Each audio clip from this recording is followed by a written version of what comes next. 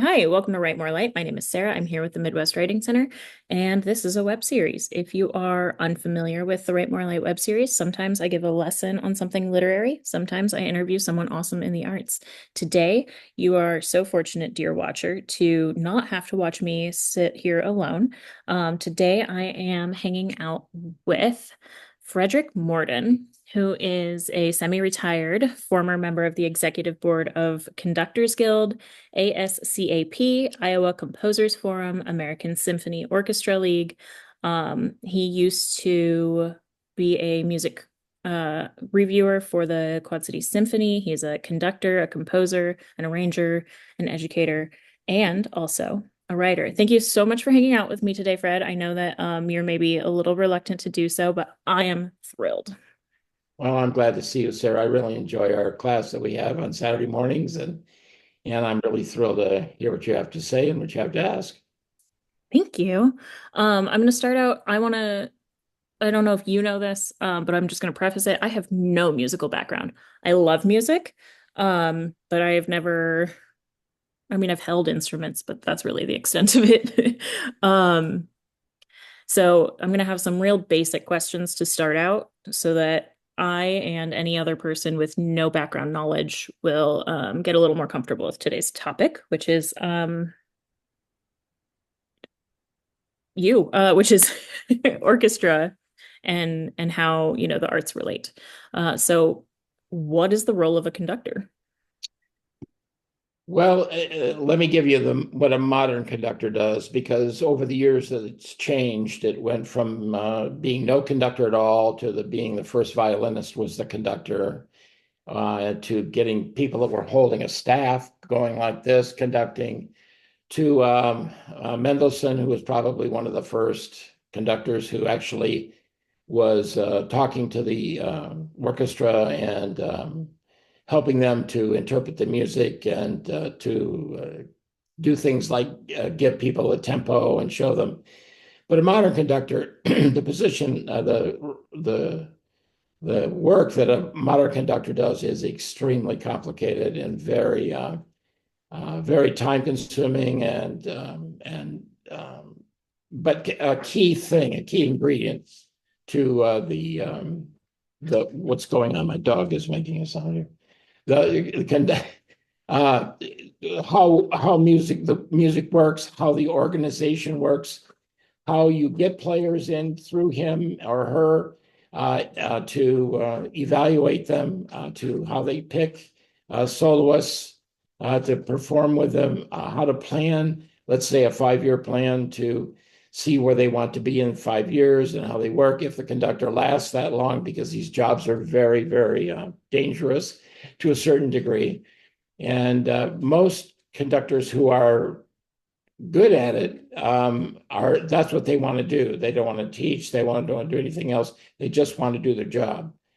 And I was really lucky because I've studied with some really heavyweights in the field of conducting, and was really lucky that they didn't throw me out of the room, and helped me to really get a grasp about how music works. A modern conductor, uh, it used to be that conductors would look almost like anything.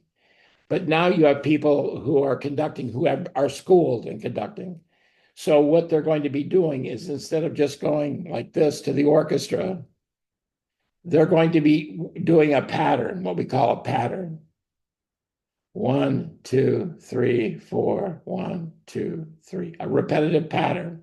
So if you have somebody who's going to accent the note on 3, you go 1, 2, and then you pick this arm up and 3, and that gives you the third beat. So it'd be 1, 2, 3, 4, 1, 2, 3, 4, or beat 4, 1, 2, 3, 4, 1, 2, 3, 4, or 2, 1, 2, 3, 4, 1, 2, 3. Now that's okay. Now that's pretty easy.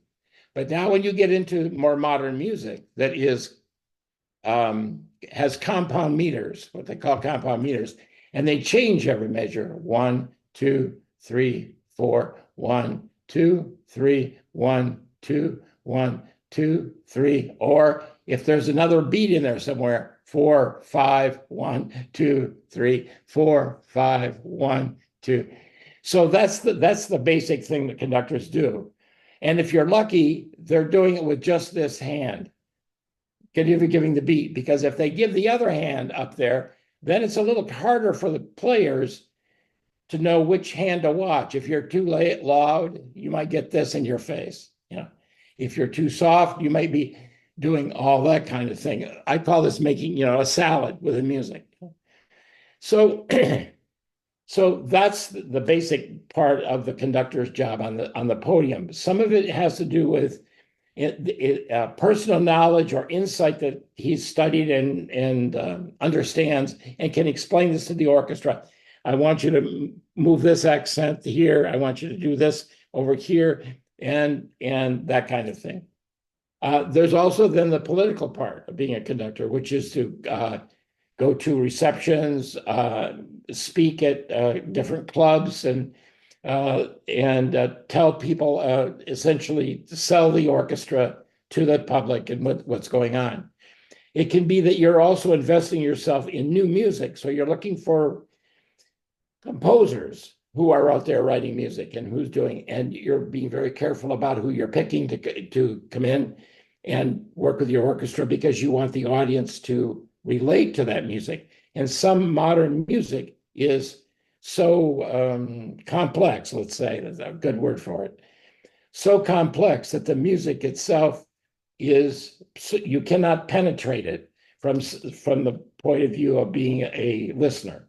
You can't connect with it. And some composers are not trying to connect with you, they're just writing music. But a lot of composers want their music to relate to the audience. They want to convey something. And they're more a little bit easier to work with than the more complicated ones. But it doesn't mean that they communicate in the same or as much, but it does mean that they have different purposes to work with their music and with the orchestra.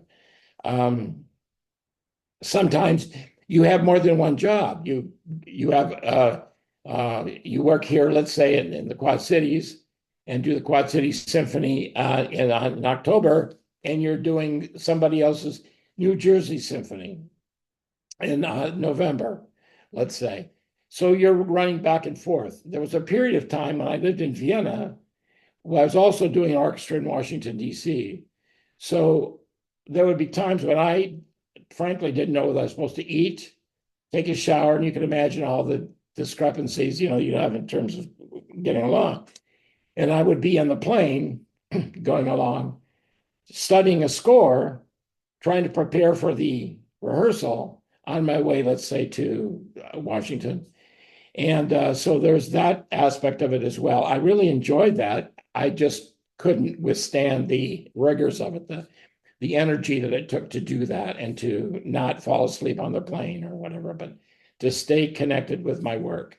So that's principally the two parts of being a conductor. One is the musical aspect of it. The other is the political aspect of it. And that's a pretty modern conductor. So, it sounds like old-timey conductors were really just there to get the musicians to work together. Is that right? Well, it depends on, you say, what we're talking about is maybe back to 1850, let's Mhm. say. There's a general place where conducting really became a big deal. And so there is over the period of time an evolutionary aspect of that job. Sometimes that would go well. Like, so let's say a conductor like Arturo Toscanini, who is very famous, very respected man, everything else.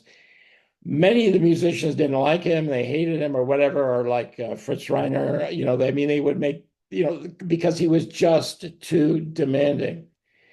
So, and now we move more into this situation with conducting, which is a little bit more social and more gratuitous, grazioso, hey, nice, let's have a drink and let's, relax and everything. as well as doing their work, which would be to discuss what they would need to discuss with these people. So it's a it's a evolutionary job, sort of depending on what people need, what they want the conductors to do. They often will say, "Here's a list of the things we need you to do for our organization."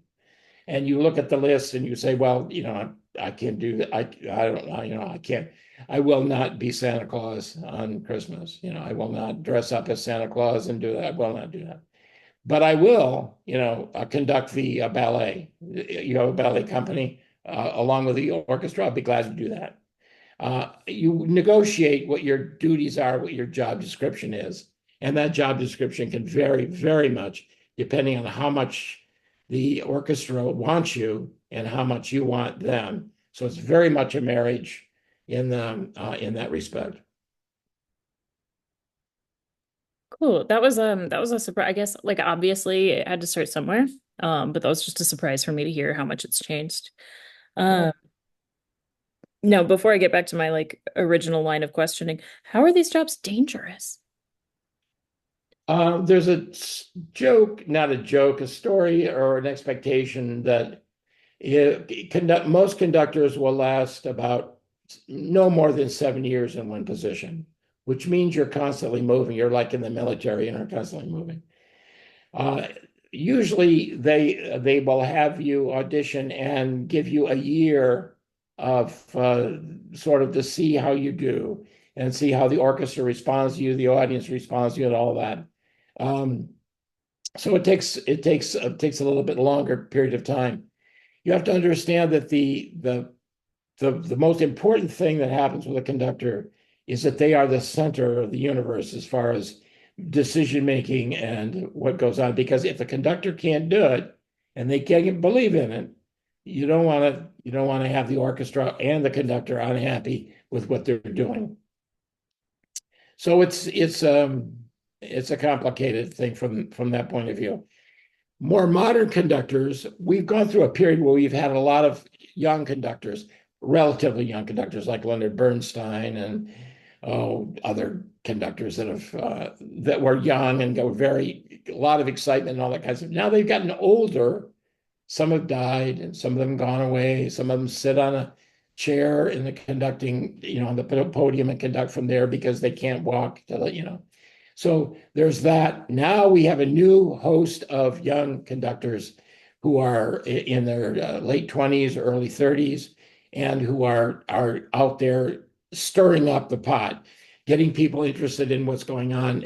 But mostly the ones that I really enjoy, and I'm not going to mention any because I don't want to leave somebody out, but is the complexity of their conducting for one thing, but for the ones that I see that I really really like, they are in contact with everything that's going on with the orchestra. They're not what we call time beaters like I did before.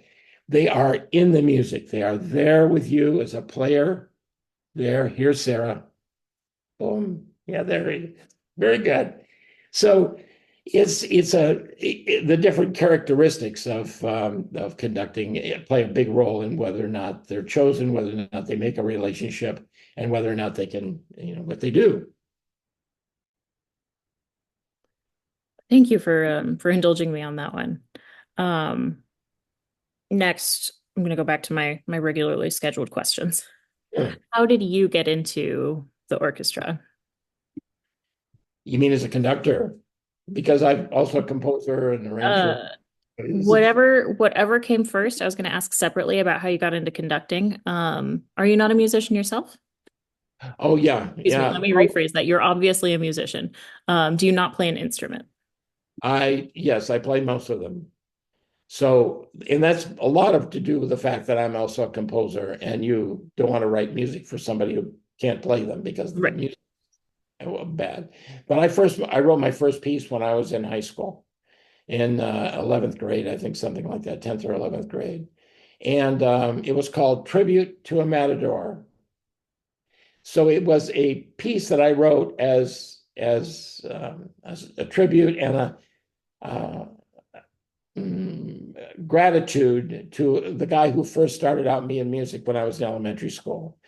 and it had a sort of a Spanish flavor to it and all that, which was, so I'm glad that I did that. But the revolution came when I got on the podium the first time. I'd handed out all the music, I'd written out all the parts. It took me all summer to produce this thing, generate it, handed it all out, everything else, got up on the podium, and here we go. So, and it was like a miracle. It sounded like music. And that's exactly the same thing I went through in your class when I wrote my novel. My gosh, it sounds like a story. It is a story. How good is this story? What else can I do with this story? And that the language and the approach that you have in writing is very similar to the classical approach that you do in music in terms of writing, in terms of form, and the way that it works. So I hope did I not answer that for you? No, that was you've answered like four questions I haven't asked yet. But you started playing music in general in high school or before that? Started playing in elementary school. I think that's normal. Yeah. And then I started playing other instruments when I got in junior high and high school.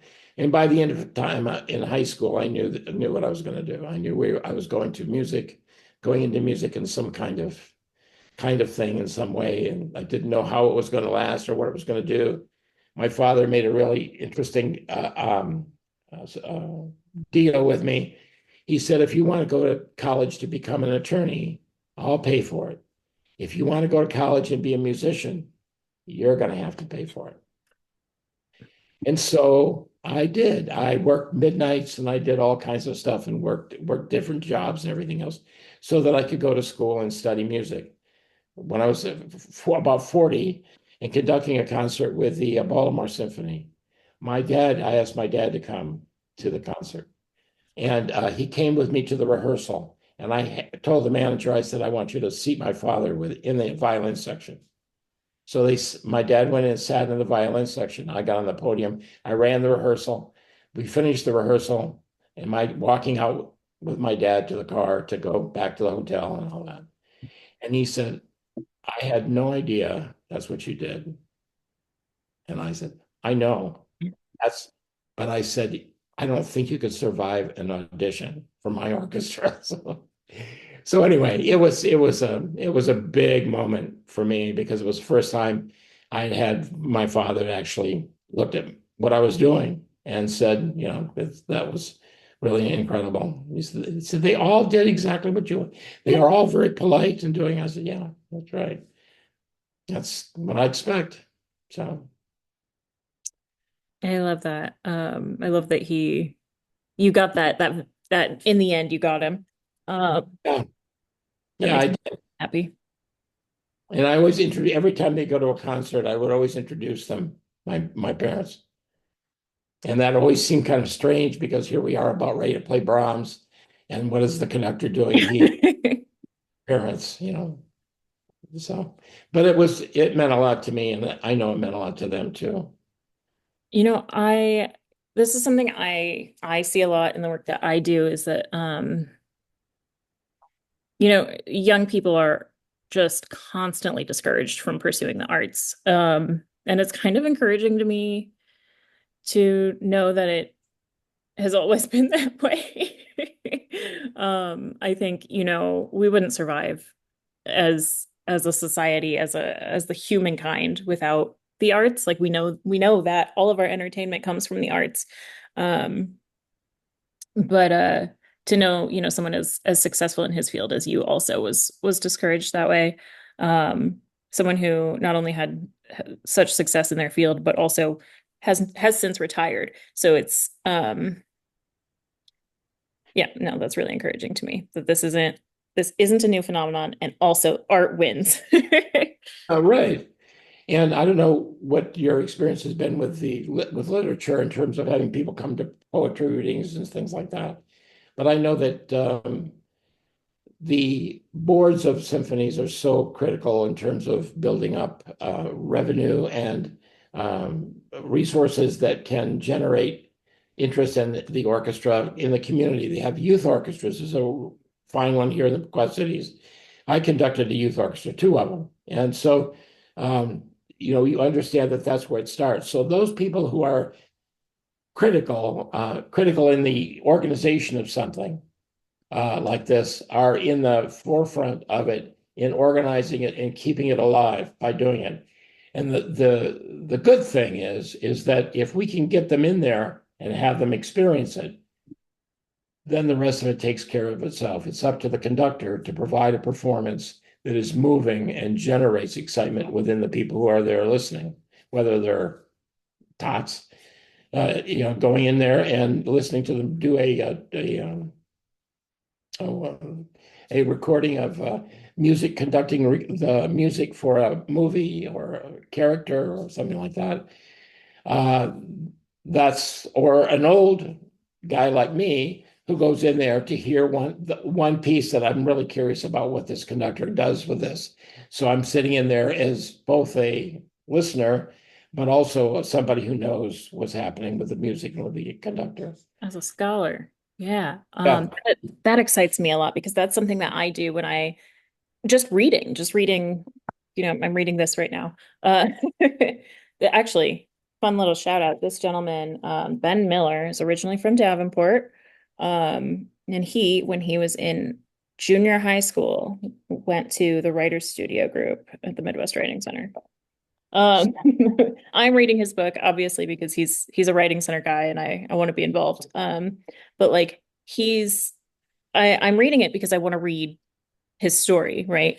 But also, let me see. I'm not very far into it. It just came out.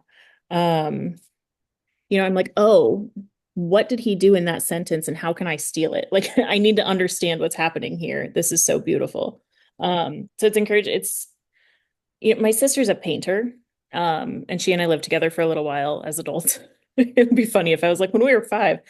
Um, and when she takes me to like art museums, she'll be like, look what they did with this. Like this stroke was actually made with his thumb, not his paintbrush, and you can tell because of, right? Um, Yeah, that's wonderful. but I hadn't considered that as a musician going with that same uh like artist mind in that moment because when I hear music, I'm just overwhelmed by the music and I'm like, that's not I don't know enough to be able to parse out what's happening outside of the emotional or physical level, you know? Yeah. That's really, really beautiful. I'm really excited to hear that that's not just me. um, Well, in if it works like it's most of the time supposed to, the composer is reaching out to you through that music, and they're reaching out with you to share with you their feelings, their impressions of something that they feel. Well, when Beethoven wrote Diesen Kuss der ganzen Welt, this kiss is for all the world, in his Ninth Symphony, and he was totally deaf when it happened, so he never heard it. And so, but when you hear it and you hear that that's what he's saying to you through that music, that this embrace is for everyone. This thing I feel is for everyone to feel. And then to lay that piece out, I got goosebumps right now just thinking about it.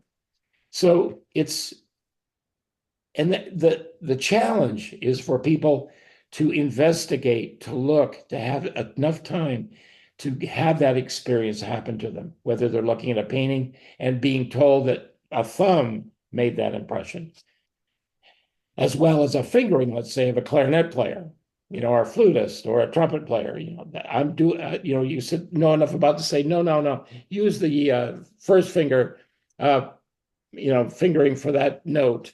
It's better in tune. Well, of study and then the emotional part, which is, of course, the reason you're there to the begin reason we with, show up, yeah. communicate that message, whatever it is. That's a wonderful thing that you did that with your sister. Oh yeah, it was very fun living with her. As adults, we basically we lived together um for a year and then we both like went off and domesticated right afterwards. Right. It didn't happen quite like that, but that's Like it won't happen again because we're just not in that place in our life anymore. But yeah, it was really special to also, and I wish I could get more people to do this. Like it's a secret, not so secret, I'm about to reveal. Um a desire of mine is to get a bunch of different kinds of artists in the room to just create at the same time because that was really special. I mean, part of it, I love her and she's my sister and we have history together, but part of it is like it's so crazy to me that you're doing this thing while I'm doing this thing and we're like collaborating but not really. I would love to yeah, I would love to make something like that happen for other people. It's really special. Yeah, and it's wonderful to then know that that's going from you to someone else. So it's been passed on, through the ages even. That's it's a wonderful thing to be able to express those things which are beyond words and to somebody else. So you were lucky to have that with your sister. Yes. Oh yeah, I feel really lucky. And you said something that actually is a great segue for a thought that I have a lot that I've never been able to, I don't know, talk with somebody about. I work with words, right? And I think words are particularly finicky because we have all agreed at some point about the specific meaning of them. Oh boy, yeah. And that's kind of dangerous, right? Like you have to be really careful. Yeah. And also, feelings are not words.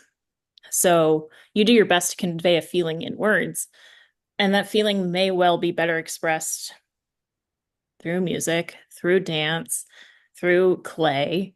Um, and I think that's another thing that like is sort of in the way, gets in the way for writers. Sorry about that. Um, I don't know how to turn off my phone notifications. They go to my computer. So sorry about that sound. Um, I think that's like a double-edged sword. I was gonna say prong, but swords are not pronged.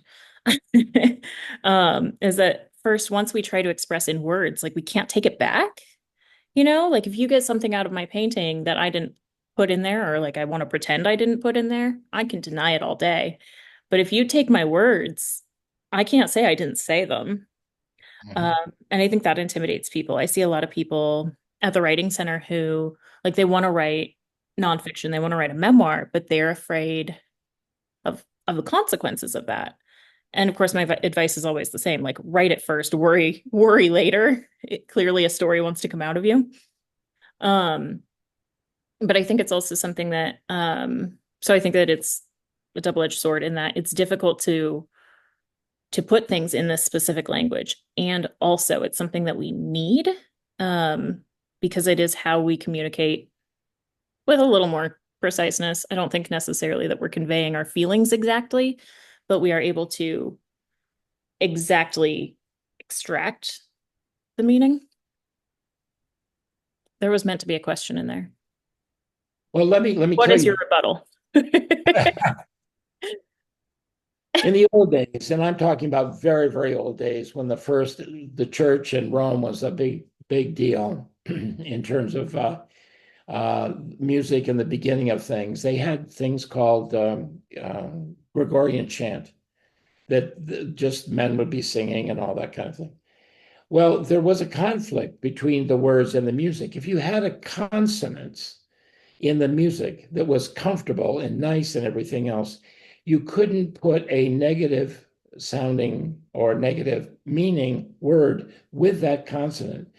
If you had a dissonant notes, you couple that with something dissonant like the devil or sin or that kind of thing. If you had something else, you spoke of the Lord or Mary or whatever, they would have to have a certain type of chord structure involved with that because it would be unlawful to say to match them together. So the discussion was which one is the most important, the consonants in the music or the meaning of the word that goes with the music.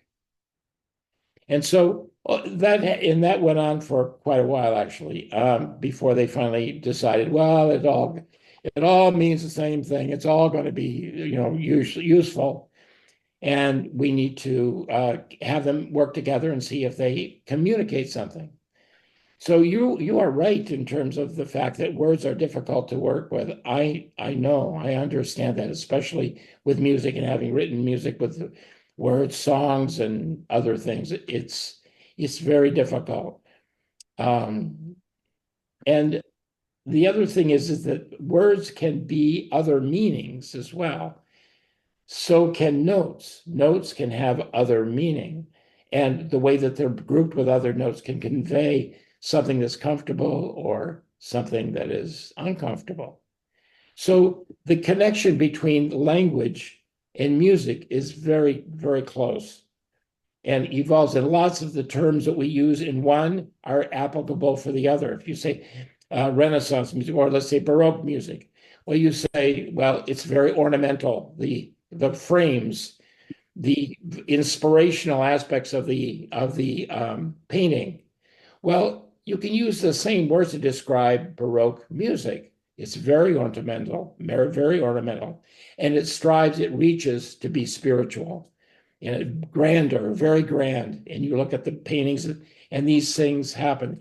It's called a style period, and these things can go interchangeably back and forth in terms of the descriptions. So there is, and it is a tough thing to do. And nobody knows what that suffering is like except the people who work with it and who have to work with it. So, and of course, teachers too, and who have to figure out what. And I found this out in my own writing with my novel that there are times when there isn't a word that is right for a situation. And sometimes the best word for it is not in English. So what do you do? Mozart had three languages in some of his letters to his sister. He would start out in German and by the end of the sentence be in Italian or in French. So yeah, it's a very complicated world. All the time trying to express something and relate it to people that enjoy it. I'm so excited. I took so many notes just during this last answer. Um, Style period, I think, is something that I'm going to be using all the time. I used to write panel descriptions for panels. I guess I should rewind a little bit. I worked with writers from other countries and I organized they would do public panels. And so I created the panel topics. And that, if I had had the word style period, would have been so helpful because that was a question I wanted to ask. Like, if you were to define the artistic movement of this time versus, and use other examples, what would that look like? Because that was a topic I really wanted these people to talk about. And I think a style period would have just been the clincher on that language. Um, and you brought up other languages and the language similarities when we talk about music versus when we talk about language. And I thought that that was really beautiful and really helpful, and it will be a good segue, but I've written down like 12 more questions to ask you. Um, and it's funny, I just remembered this quote from a movie, and probably like not a very good movie. I don't know. I haven't seen it since I was like 10. The movie's called Playing by Heart. And there's a repeated line in that movie where a character played by Angelina Jolie says, talking about love is like dancing about architecture. And I feel like that you kind of just said that, like we just can't always use words about things. And switching language, I think would be so useful if we could just express ourselves with all of the available resources. Wouldn't that be awesome? But you can imagine the words that I told you that Beethoven used, this Yeah. just world, and understand what's happening with the orchestra at the same time. It's twice as powerful. The words are powerful enough, but with the music is really, really stunning. Have you ever, Sarah, ever worried about a word? There's a word you're looking for, or a poem that you've been working on, and it just cannot find the word for it or all that, and it haunts you like for a week or two. You ever Oh, done yeah. that? Oh, absolutely. It's very difficult. Composers go through that all the time too. Is this what I want? Is this the style I want to use? Yeah. I I don't know a solution for that. I will when I write by hand, which I think is kind of unusual. Oh. And when I go to type something up, I'll like bold it or highlight it when I'm like, this isn't the word. And I feel like I almost never change that. Um, you mentioned, and actually you made a beautiful statement about Gregorian chants that I think I'm gonna go back and listen to what you said. Because you said some gorgeous things about the consonants and the dissonance of the notes. But it reminded me, and I'm getting a little off topic, but I want to know if you know about this thing, and we'll go from there. I learned about sacred harp in college, and I could never really get a handle on what it is. No, I know it's a um religious starts with a religious place, and it's making music together. And they use shapes to get the music together. But do you know like what like why this thing happened or what its point is? And I didn't quite hear what you said. Sacred what? Harp. Um, yeah. So I pulled up the wiki page on it because I didn't want to be crazy. Pardon my language. I just didn't want to be out of line with my question. No, it's okay. I'm just not sure that I, as a musician, understand what you're not saying harp as in Yeah. HARP. Oh, you are Mhm. saying harp. Here, I'll read what the wiki page says and then we can move on. Sacred harp singing is a tradition of sacred choral music that originated in New England and was later perpetuated and carried on in the American South. It's the name is derived from a ubiquitous and historically important tune book printed in shape notes. Um, Sacred harp music is performed a cappella, and the words may not it may not have words, and it does not have specific notes but tunes. Oh, well, you've got me. I don't know that I've ever experienced that, either that or there is a characteristics about the East Coast music of the United States that has a variety of influences, European and African influences that have evolved over a period of time and influenced it and integrated itself now with what American style music is in terms of classical music, which is kind of interesting too. So yeah, it is a very complex thing. Yeah, is this music? Would you say this is music that is generated by a particular sect of religion or? I want to say, so this was like an extra credit thing. I had a very cool teacher in undergrad who had us like for extra credit or maybe for actual credit. She assigned us to go do these different events. We had to go to the opera. She made sure everything was free. She helped us with transportation. But she would have us go to the opera, or she would have us go participate in this singing group. And these were English classes too. I can't remember the other things, but those were the two that I did. Um, and I want to say it was a Lutheran church, but I have no idea why I think that. This was in Seattle too, so it's not like I was on the East Coast, Okay.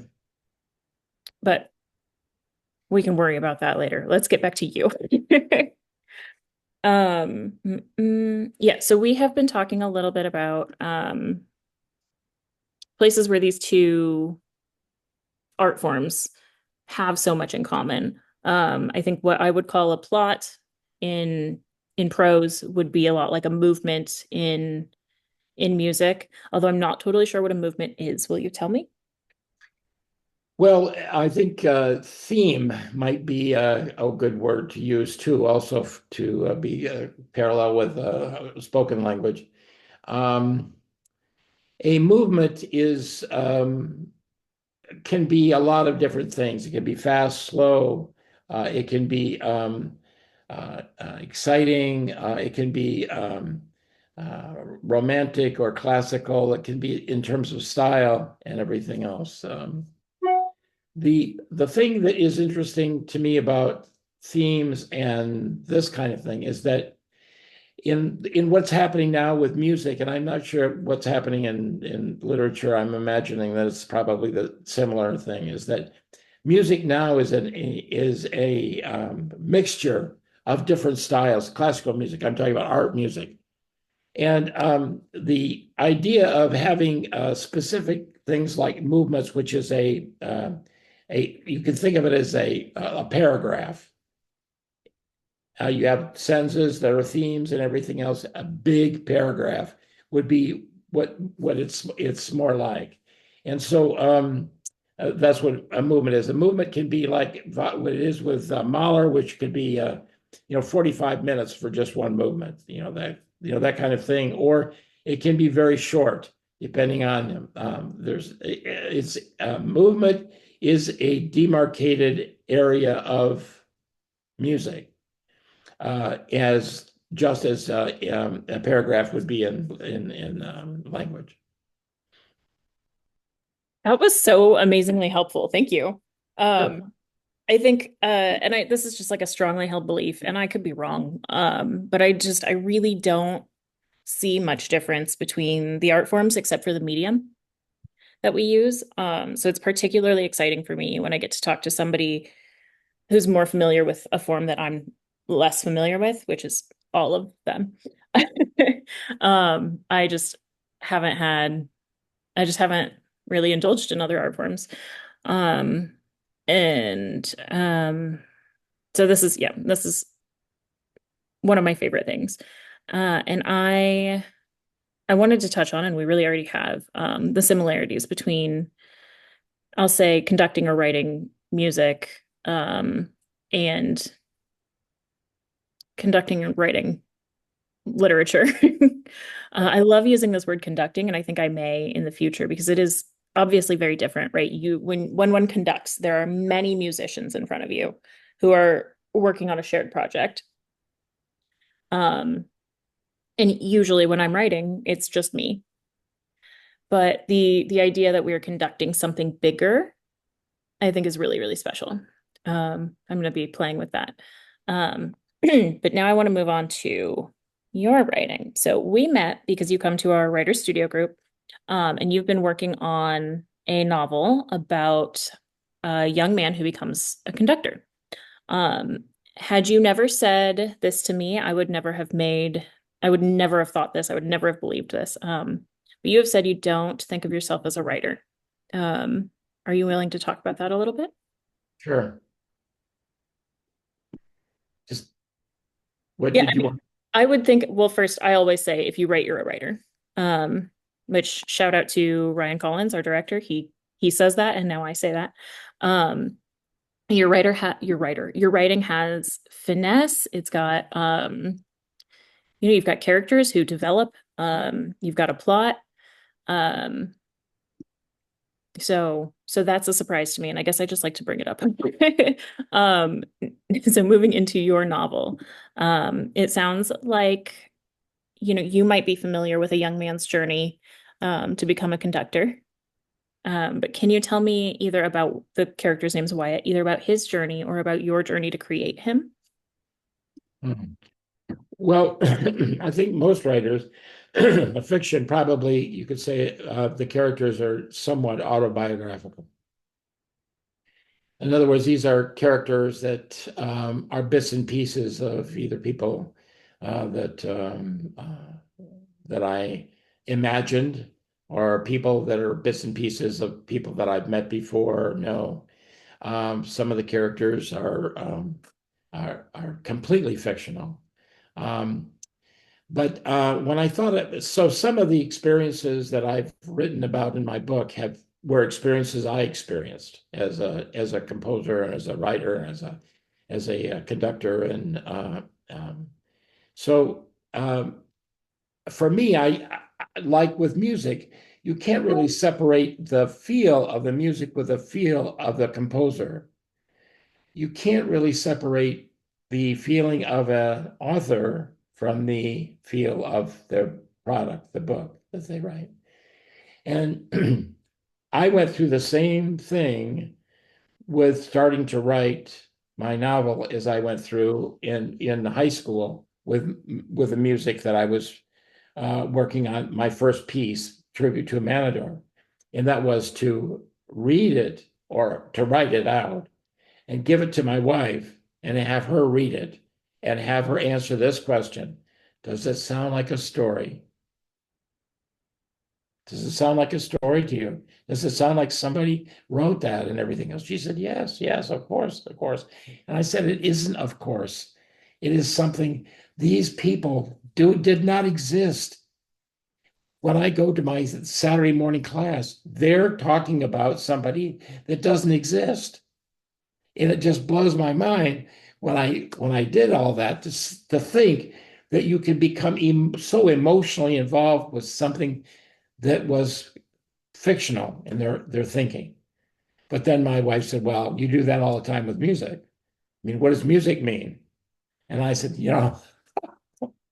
okay, music. So I had to answer this question, what does music mean? And what it means is whatever it is that you think it means, that you feel it means, because the intention of the music is to communicate, to share those experiences that you've had, that you've put into notes. And you've done the same thing with words. I read your poem. It was beautiful and heartbreaking at the same time. It just fantastic. So you are doing that already. You are reaching out through those words and creating emotions in people with things that don't exist. Did I unmute myself? Yes, you just about quoted, the audience didn't see, but you saw me get up and walk away. You just about quoted this beautiful line from Kurt Vonnegut's Breakfast of Champions, which I won't belabor because I would have to have found it very quickly in order to do that. But he says that there's a character, not Vonnegut. There's a character in this book who is a painter, and he comes to this town. This town paid an ungodly amount of money for a painting of an orange stripe on a green background. And so the people in the town are like, why? This is so stupid. The kindergartners are making the same painting now and they can do it. So how is this special? And the painter is in the room where this happens. It's like at a bar or a bowling alley or something. And he says, you're absolutely right. But they weren't doing that. And he says some beautiful things about what the painting means. Like the stripe represents um, each living creature is an unwavering band of light. And he talks about what the painting means. But then he says, you're right. These children can do it, and I hope they do it better. But it didn't exist until I made it. And normally I don't find that sounds like there's a lot of ego there when really it's like defensive. But I think it's important as artists to remember, like, you created something out of nothing. That's cool. Yes, it's scary. Yeah, no, I'm I'm having some feelings now. Well, it is scary, and because you have to make yourself vulnerable. And that's really hard to do. It's really hard to trust that. And sometimes people can only be vulnerable through their art. So it's a complicated human thing. I mean, psychiatrists are very fascinated by the creative process that goes on in artists because of the complexity of its connections with your life, your past, how you understand the world, all that kind of thing. So I think it's amazing for a writer to actually create the idea of a character. And I don't know exactly how you do that, except through things, the way that I did it was just bits and pieces of things, people that I know, or things that have happened to me that I can relate to. Because to create somebody completely out of the imagination of me, which we have some people doing that. Their books are about things like a colony on the moon or something like that, that is really original, and making up everything aspect of it is beyond my comprehension to be able to conceive of such a process to be able to be done. But this way, using something that I know is easier for me to do because I know the pathway.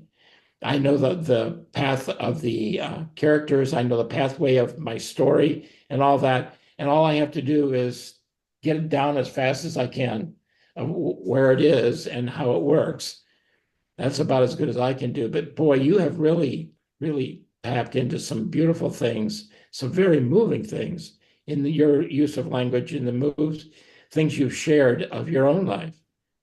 And I sort of tucked them into a private place on my studio and take them out and read them occasionally when I need to get myself reoriented and not be so intimidated by the impact that the world has on me. Mahler said, the world is very much with me. And sometimes it can be that way. And sometimes it's a poem or music that can bring us back and say, you're not alone. I was trying to take notes of the beautiful things that you just said, and I left out like every single vowel. I've developed shorthand on accident. But I do want to pause and emphasize what you said that you store, I'll say pieces of art to come back to when you need to reorient yourself as an artist. I think that's an incredible piece of advice, and I feel like we should have been giving this advice for all of human history. That was really beautiful. I have like taken up way more time of yours than I realized. Are you okay to keep going? Yeah, sure. I think we're okay. Okay. I've got really like two questions left and I'll just stick to one. What led you to writing Wyatt's story? I can My, pardon uh me.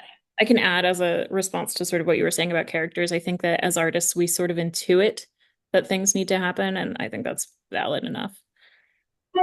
Yeah, I think that's part of it. That's for sure. What led me to it was my retirement and the fact that I couldn't conduct anymore and I had back problems and all that and some, family tragedies and things like this that just ended my conducting career. But people keep asking me to write music for them. And sometimes I have to find out what they're thinking so that I can put that into musical language. And sometimes that's easy to do, sometimes it's very hard to do. And sometimes I feel like I've successfully completed it, and sometimes I haven't. So, and then there was the idea of working with and being influenced by other people's work. And that has really been for me to keep growing. I'm 79, so I just keep thinking of keep moving, keep growing, keep learning, keep doing these things. And some of the things I can do pretty easily. Some of the things are very difficult for me now in my age. So uh, so in some ways, the characters are evolved out of thinking about something else. Sometimes it's out of my own personal experience, and it's really, really hard. I think what you do is harder. I think the poems that you write and the things that you do, I cannot imagine. I just incredible. But I'm grateful that you do it. Well, I have good news. I just kind of do what the pen tells me to. And then, edit. Thank you. You've been so kind. Well, it's a gift for you to have it. So Um, Thank you. No, back to you. Um, if you were, and I'm not asking you to write this, but if you were to think of Wyatt's story in terms of music, what might that look like? And that'll be my last question. it would look like a lot of that's probably an easy question for me because there are events that happen throughout his life and throughout the story that I think of through music that he's working on, that he's conducting, that he's going to the maestro. He's taking a class from the guy who really knows what he's doing. And he's very strict and very ruthless with his students. And Wyatt is a tender guy. So he has to deal with the wounding and being and recovering from that.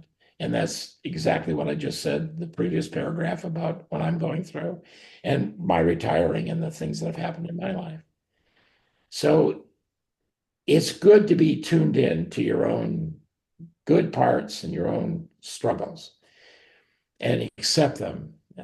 But that's in an artist, we do that a lot. Um, and I think sometimes it's hard to convey that to people who don't go through that process, but because they don't connect with it necessarily. But if they can, we know one thing that if they're not presented with it, it won't happen. So our obligation is to share that process with everybody we can who will listen and let them grow through it. That was so beautiful. You were like, and I will give you a finale. Thank you so much. I feel like, well, you already know I would be happy to kind of hang out forever, but I am out of questions that are topical. Uh, so thank you for hanging out with me today. I do believe that this will be really, really useful and helpful. I know it has been already, it already is going to be helpful to me, but I think for other artists out there too. Well, Um, I'm going to move into the part where I say what's up at the Writing Center, and then we'll do a free write, and that free write, shocking, will be based on our talk with Fred. So let's see what's up. Actually, this week is pretty crazy. Today is Thursday, so that's kind of saying a lot. This weekend, our friends at Iowa City Poetry are hosting Mic Check Poetry Festival. That is tomorrow, Friday, and Saturday. So tomorrow is Friday. Um, There'll be Rudy Francisco is headlining, and Outspoken Bean is the supporting famous person who's there. There are going to be tons of performances, classes. Slamavision is back. That's a worldwide event. And we would love to see you there. We love the work that they do at Iowa City Poetry, and all of these programs are free for youth, $10 total for a fest pass for students, and I believe the full fee for a fest pass is like $85. So just really, really wonderful way to spend a weekend and really, really affordable. Again, you can take classes with these writers, which is kind of huge. For those who are not looking to make the trek to Iowa City this weekend, here in town in Davenport, um, Becky Nakashima Brook from Illuminate Healing Studios is collaborating with our own Ryan Collins on a grief and bereavement workshop. Becky is an end-of-life doula. Ryan is a poet.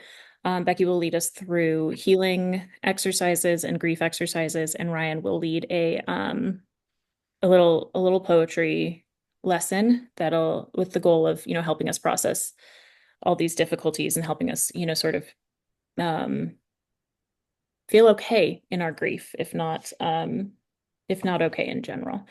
Upcoming next week, our online version of our youth writing workshop will meet on Tuesday from 5:30 p.m. until 8 p.m. That's the online group. We have the same group on the third Thursday of the month, and that one is in person. So next week is on Zoom.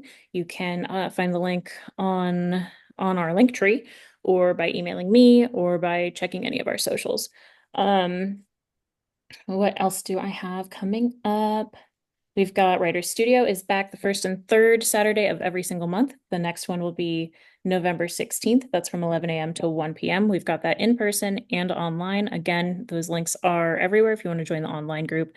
The in-person group is at the Midwest Writing Center, which is the ground floor of the Rock Island Public Library downtown branch. November 18th, and this will be the last thing that I list for now. On the 18th, Monday, November 18th, we'll have an online workshop called Application Bootcamp. Jeffrey Wolf, who has worked with us before, who's a lovely teacher. He's a professor at Columbia College Chicago, and also has received tons of residencies, grants, fellowships, awards for his work. He's teaching an application bootcamp in which he helps us participants find those opportunities that are going to be good fits for them, and then helps them with the application process so that we can get those opportunities. And that is $10 for members and $20 for non-members. So I think that's going to be, well, I'm going to be there. I think that's going to be really lovely, and really helpful for all of us who maybe need something like that to get our writing goals accomplished.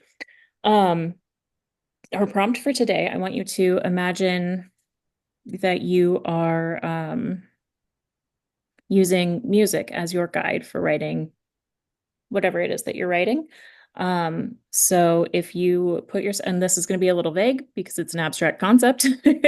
And as always, I want to say, set yourself 5-10 minutes on a timer, write whatever comes. If it's a journal, cool. If it's a poem, cool. If it's hybrid, if it's a list, beautiful. Whatever comes. The idea is that we are writing. So imagine you are conducting this piece of writing and write. Now, I want to say thank you again to Frederick Morden for hanging out with me today. And as always, friends, please write more light into your life.